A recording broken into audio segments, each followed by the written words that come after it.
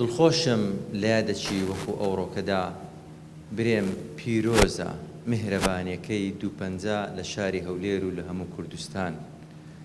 خۆشبەخت بوو ئەوەی کە بەشداری کرد لە میهرەبانی لە دروستکردنی لە خاوەن پشکەکان لە پشکە خێریەکان لە پشکە ئیستیسماریەکان. خۆشبەخت دەبی ئەوەی کەوا بەشدار دەبیتن لە داهاتوش لە فراوانکردنی پرۆژەی میهرەبانی بە ئاسۆیی و بەستوونی. خۆشبەختە ئەوەی کە بەشێک لە ژیانیدا لە لادانی ئازارە و دروستکردنی خەستەخانەی میهرەبانی و گەشەکردنی خەستەخانەی میهرەبانیە، چونکە میهرەبانی خەستەخانەی سەڵەواتەکەیە.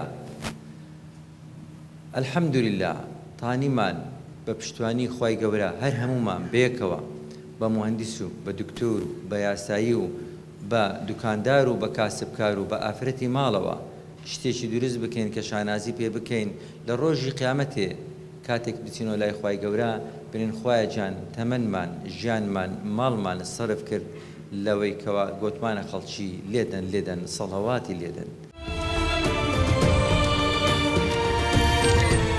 میهرەبانی دڵسۆزی و لێزانی